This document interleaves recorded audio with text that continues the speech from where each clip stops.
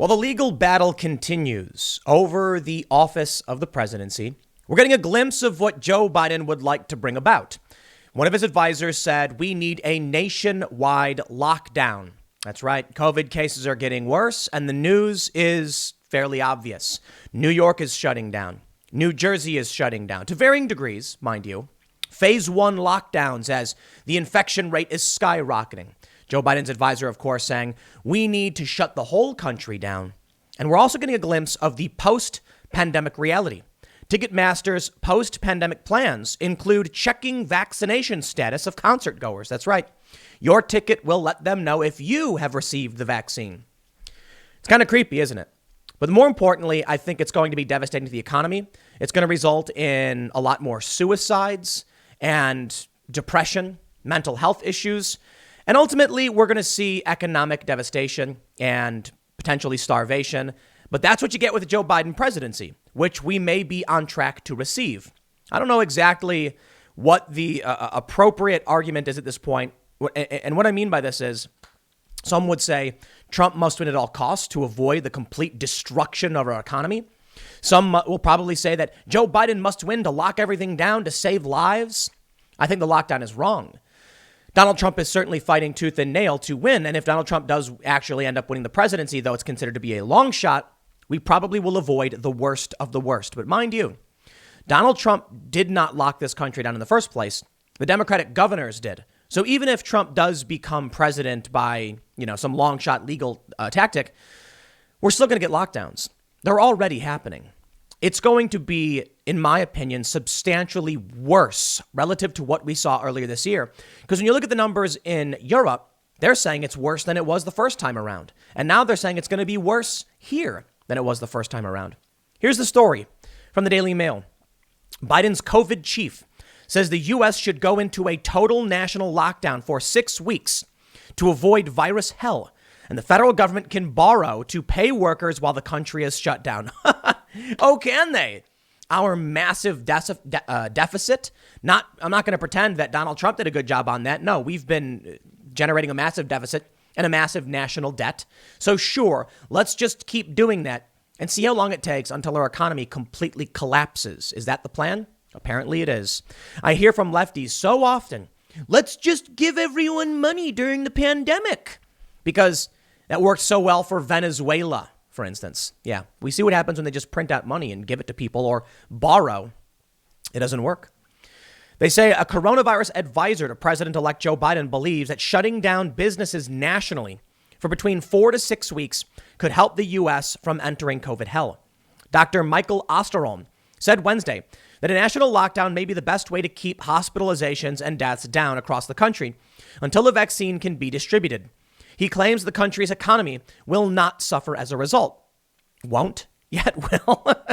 If enough money is borrowed to pay wages during the shutdowns, talk about stupidity. It's really, really frustrating, isn't it? I know. If no one is working, let's just borrow money to give to people so they can get the things they need, which actually come from other people who are working. Apparently, these people don't understand basic economics. If nobody is working, there's nothing to buy. Get it? A guy has a farm. On his farm, he gets milk from cows. That's working. You want to shut everything down nationwide? We saw what happened last time. These dairy farms had to dump all of their milk out because it doesn't just go from cow to store. It goes from cow to processing to bottling, etc., to warehouse to distribution. You shut all that down. You know what happens? Then there's no milk. And then you give people green pieces of paper and they're like, I wonder what I can do with this. But there's no milk. So what do they buy? Nothing. Man, I remember when the lockdown hit the first time. You remember this? You remember what it was like going into those stores? And I went to the milk section. Nothing. Not even almond milk or soy milk. I think they had like almond creamer, which I was lucky enough to get because I'll take it. I'll take the cream for my coffee. But it was dramatically limited because it's not just about what's being produced. It's about the fact that work is everything. You can't shut the country down nationwide and then say, we'll give people money. But I tell you this, man, you've got these really, really dumb leftists who are just like, why can't we just give people money? That'll work. If you have no goods and no services, what good is your money? What are you going to do with it? You're going to eat it? You can't eat it. You're going to take your debit card and go to the store and be like, I'll buy nothing because there's nothing here. Or if the stores are shut down, you can't do anything with it. But it'll allow people to pay their rent. Oh, that's great. I'm sure landlords are going to be like, I would love to take money I can't do anything with. Now, I get it. Within a certain extent, there's got to be some money within the system. But ultimately, this will just be mass devastation to our economy. And they know it. And they're lying about it. There's been UN scientists already saying we cannot do this again. It needs to be a last resort. We are not there yet. We need to protect the vulnerable. We need some measure of level of lockdown for sure. But that's for the most part for the elderly and the vulnerable. Young people who are not particularly susceptible to this should be allowed to carry on and allow the economy to keep functioning. They're not going to do that, though. They don't care. They don't want to take responsibility. And Sleepy Creepy Joe is going to be terrified that they're going to call him out like they called out Trump. And so he'll say, shut the whole thing down, burn it to the ground. Figuratively, of course. They say, Osterholm, the director of the Center for Infectious Disease Research and Policy at the University of Minnesota, is one of the public health experts that the Biden transition team has appointed to its advisory panel.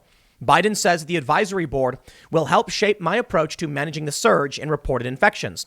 It comes as the U.S. on Wednesday recorded the highest number of daily COVID-19 deaths in 6 months, and infections and hospitalizations continue to spike to record highs across the country. The death toll spiked to 1,893 on Wednesday, which is the highest number of fatalities since May 8th during the initial peak of the outbreak. It puts the 7-day rolling average of fatalities back over 1,000 per day, a figure not seen since August.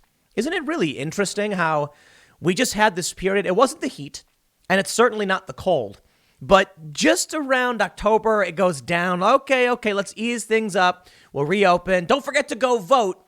Now, oh no, it's coming back again. I'm not alleging a conspiracy. I'm saying, isn't it convenient? You can't even point these things out to leftists without them saying, you're a conspiracy theorist. I'm not a part of your cult, dude. I can point out it's kind of funny, and people can think whatever they want to think. That's exactly what they do. A week after the election, just this past Monday, they announced Pfizer said their COVID vaccine was 90% effective, and I said perfect timing. And what does the left say? Conspiracy theorist much? Dude, I'm pointing out that if this news came out before the election, it would have helped Trump. You guys are trapped in tribal bubble world. These people, man, I tell you what. And so they come out, just print more money. Yes, that will solve the problem of not having goods and services. I hope y'all have prepared for this because Joe Biden has promised a dark winter. Or I shouldn't say he promised it, but he said a dark winter is coming or whatever. They're going to lock everything down. The governors are going to lock things down. Joe Biden's going to inherit this and say it's Trump's fault. And then when the economy never recovers, it was Trump's fault because of COVID. Take a look at this from Bloomberg. Trump's economy really was better than Obama's, at least until the pandemic. The president's unconventional policy got unprecedented results. October 30th, 2020. That's right. So when Joe Biden inherits a broken and fractured economy, he can just say, well, it's Trump's fault for not solving COVID. It's not my fault the economy is damaged. Then they're going to say, now they've already got this story from the Washington Post saying the easy lifting is done. Now the economy will stagnate. This is their excuse for when Joe Biden comes in and reverses Trump policy, increases corporate tax rate, enters into these free trade agreements, and then we see factories move overseas. He's going to say, well, the real reason that the economy is bad is because of Trump and COVID, and we had to lock everything down. It's not our fault. It is your fault, dude. It will be your fault. Trump's economy was better than Obama's, and anybody paying attention knows. They say, despite Osterholm's calls for a national lockdown, Dr. Anthony Fauci says he wants to avoid that because there is no appetite for locking down the American public. He has insisted that a national lockdown doesn't need to happen if people adhere to public health measures like mask wearing and hand washing. Well, forgive me if I don't take Dr. Fauci's word for it, because he was the guy who very early on said, don't wear a mask. He was wrong about that. And the guy who said Donald Trump was doing the best possible job. I couldn't imagine anyone doing anything better. So if you think Donald Trump did a bad job, Fauci was wrong. If you think you should wear a mask, Fauci was wrong. He's allowed to be wrong. That's right. But you can't say Donald Trump was doing the best possible job and in hindsight say, well, maybe he could have done better. That's not fair. You should have advised him. But welcome to the politicking of a disaster. Joe Biden is on track to become president. We'll see how it plays out with the courts and Trump's legal challenges. And we got some news. I got another segment on Trump's challenges. We'll see how this plays out. But it does seem like a long shot. A lot of people need to understand one thing. I'm not talking about this. There's a few layers to the Donald Trump election challenge. The first is, are his arguments sound? And he's got some good arguments. I've seen the article saying those are ridiculous arguments. They'll never work. It's not up to you. It's about the fact that the argument makes sense. But will a court agree? Okay, we'll see how that plays out. That is the long shot. But the issue then becomes, will the Supreme Court say, everyone sees Joe Biden as the winner, but we're going to change that? You see, the Supreme Court would have to decide to be the catalyst for some massive upheaval or civil unrest. Now, I believe we have a 6-3 court, 5-4 if you don't count Roberts, that probably will say the law of the land must be upheld no matter what the consequences are. We must uphold the rule of law because the consequences for not would be worse, in which case we end up with mass civil unrest or something. So then you've got to consider that. They might say, I don't want to be the person that sparks this chaos.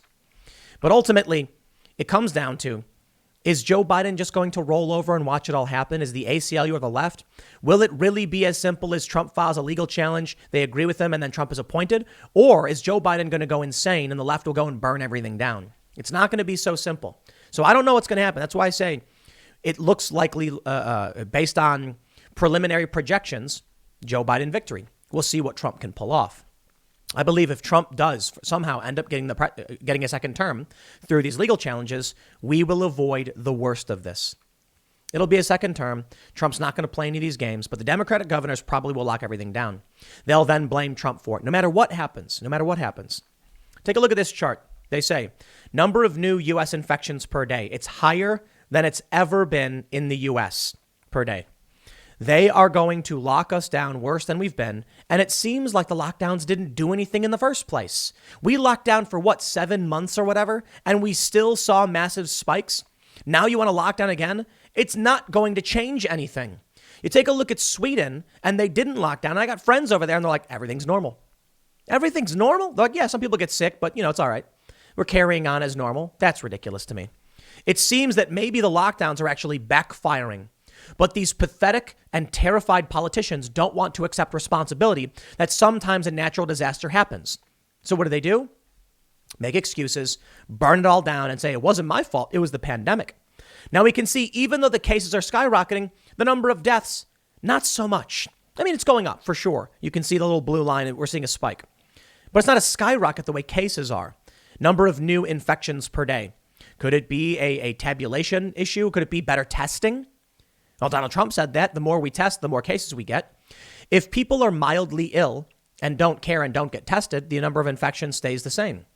But if people are uppity, worried, anxious, and testing is easily available, then the number of cases will skyrocket. It's the number of deaths we should be concerned about. I don't believe we should institute a nationwide lockdown when the number of coronavirus deaths is substantially lower than where it was when we first initiated the lockdown, and it didn't seem to do anything anyway. We still saw the spike. Now, to his credit, Fauci is saying no lockdown. He says we would like to stay away from that because there's no appetite for locking down the American public. I believe we can do it without a lockdown. You don't necessarily have to shut everything down. The best opposite strategy to locking down is to intensify the public health measures short of locking down. If you can do that well, you don't have to take that step, which has so many implications both psychologically and economically. Help is on the way. Vaccines are going to have a major positive impact. It comes as New York Governor Andrew Cuomo on Wednesday began pulling back opening hours of bars, ordering them to close at 10 p.m. daily. New Jersey is doing the same thing. Ostrom, however, believes that a more stringent national lockdown is needed, with uniform restrictions taken in each of the states if the rise in cases is to be combated. He told Yahoo News that cases are rising as more people are being forced indoors due to the cold weather, where the virus can spread more easily. He also suggested that people are suffering from pandemic fatigue and are growing tired of wearing masks and social distancing. We could pay for a package right now to cover all of the wages, lost wages for individual workers, for losses to small companies, to medium-sized companies or city, state, county governments. We could do all of that, he said. If we did that, then we could lock down for 4 to 6 weeks. You see, this is the problem with letting scientists lead the charge. They're not economists. They don't know how production works. They don't know how manufacturing, shipping, bottling, etc. They don't know how any of that works. They're just like, just give people money and we'll be okay. How about this? How about we take what Dr. Osterholm is saying, we sit him down with some economists and they come up with a compromise. The best way to minimize deaths from the virus and the best way to minimize deaths from economic despair and disaster. You're probably going to need psychological doctors, mental health professionals to talk about how people have been committing suicide in larger numbers because of the lockdown. But just taking these doctors, these scientists, and saying they should just tell us what to do is probably one of the most absurd statements I've heard in a long time. And it's so funny when you see these politicians and Democrats say, we believe in science. It's become almost a meaningless bit of drivel. It's not about just science. We believe in science, yes, because science helps us develop new technologies and progress and live more comfortably, increase our standard of living. But we also listen to policy experts and economic experts to make sure the machine is working. The way I see it is like this. Imagine your car broke down. I'm trying to figure out what's wrong with it. And you say, well, we think there's something inherently wrong with, the fuel that went into it. So you talk to a petroleum engineer and he says, here's my solution. We're going to make this, we're going to put this in there. And you're like, well, the engine's not turning over. Maybe we should also talk with some a mechanic, someone who can look at it and say, here's how the machine works. No, just trust me. Just put all this more fuel in it. It's not going to fix your engine. OK, you need to make sure you're getting a balanced approach. And the people who know how the machine works are going to be there talking to you.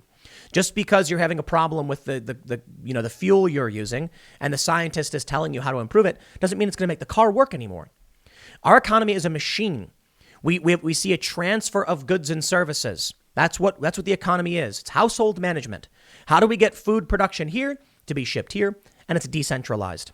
Shutting everything down and destroying our economy didn't work the first time, and I'm not convinced it'll work again. But these people who are look, this guy's an infectious disease expert. How does he know how to solve the problem? He knows how to deal with infectious disease. I respect him for that. But he doesn't know how to save the country during a crisis. And certainly Joe Biden and Kamala Harris don't either. You can criticize Donald Trump all you want, but Donald Trump was willing to make the hard decisions. We'll see how things play out. But I'll tell you what's to come in our post-pandemic reality. Did you get your shot? Did you get your vaccine? If you want to go see a show, you got to have your vaccine tag on your ticket. I've been to many countries. Some countries require vaccination cards. That's true. I think when I went to Venezuela, maybe I was wrong. Maybe I'm wrong about that. But before I went to Venezuela, I had to get a bunch of inoculations or whatever, vaccines. It was funny. I went to Egypt. I didn't get anything. And that's probably because Vice just doesn't need probably better experts consulting on that. But anyway, I went to Egypt, didn't get any shots. Came back. I was planning on going to Venezuela. And we did a security consultation. And they said, you need a card saying you've been vaccinated for yellow fever. And so we recommend also getting a bunch of other vaccinations as well. And so I went to the doctor. I explained it. And he said, right on. We'll give you all the, all the shots you need. And then he was like, wait a minute. You went to Egypt without getting yellow fever? Wow. You're brave getting the yellow fever shot. And I was like, I don't know. They just don't know what they're talking about. So I can understand when it comes to international treaties, why it's like these diseases exist here. And they're very, very serious diseases. Way more serious than COVID is. But COVID is serious, don't get me wrong. But it's somewhat unprecedented to mandate that people on their tickets show that they're vaccinated. Now listen, there's a very simple argument, and I'm going to have to say, but my private business here. If a venue wants to make sure people have the COVID vaccine or have tested negative, I mean, that's their business. It really is. It's very different from, say, Facebook or Twitter when we talk about but my private business, because Facebook and Twitter have monopolized the space. If there was only one place you could go for a public gathering and they were mandating things of people, I'd make an argument that this is the commons. Twitter and Facebook and YouTube, social media has become the commons where we have our political discussions, where you hear things, from me, where I speak. And thus, there's got to be some level of protection so long as these companies own the space and there's no alternative spaces. There's certainly, I would say, viable alternative spaces. Certainly Parler is doing really, really well now. A bunch of high-profile conservatives are moving over there. This is just polarization that I think will ultimately lead to, dangerous situations in our country. Because now people, we already have disparate realities. Now you're going to have two platforms where no one will ever cross over. It's hyper-polarization on steroids. Anyway, the point is, If a venue says, or Ticketmaster says, we're not going to sell you a ticket unless we know for sure because the venue has a right to make that decision. No, they do. They do. I just think it's creepy. And I think we're headed towards an authoritarian command economy, despotic system. There was always going to be a reason. I've said this before, but it bears repeating. There was always going to be a reason. When you read that novel, 1984, when you read Fahrenheit 451, when you read these dystopian sci-fi novels about a future with an authoritarian government, they don't just arbitrarily one day show up and say, we're in charge. Right now, we are faced with a very serious crisis. For one, we have a pandemic. It's not the most serious disease we've ever faced, but it does have lingering health effects that affect around 20% or so, 20% of people or so. The mortality rate's actually very, very low, but it is a bit worse than the flu. I say a bit because I don't have the actual numbers, but it's worse. It absolutely is. It's not the flu. It is worse. The lingering health effects are kind of scary, to be honest. People have lingering breathing problems. So I can understand why we want to make sure we limit the spread, and we do what we can. The problem is lockdowns aren't the solution, and we know this. We've done this. It's failed. We've been advised against doing it, and you have these zealots who are just saying, just do it again. It didn't work the first time. The UN doctor said, don't do it again. And you're saying, do it again? Well, we got a failure of leadership here. So this is a major crisis for this country. It's the pandemic and now the potential economic shutdown. All the while we have a contested election and hyperpolarization in this country. I don't know what the solution is, but I tell you this, Joe Biden was the wrong choice. And I was just talking to a friend the other day who said, maybe you're right. Maybe Joe Biden was the wrong choice. Naomi Wolf, the famous progressive leftist, said, if I had realized Joe Biden was for locking down, I would never have voted for him. Maybe if y'all paid attention, but you sold us out because you didn't like the orange man. I'll leave it there. Next segment's coming up at 4 p.m. over at youtube.com/Timcast. It is a different channel. Thanks for hanging out, and I will see you all then.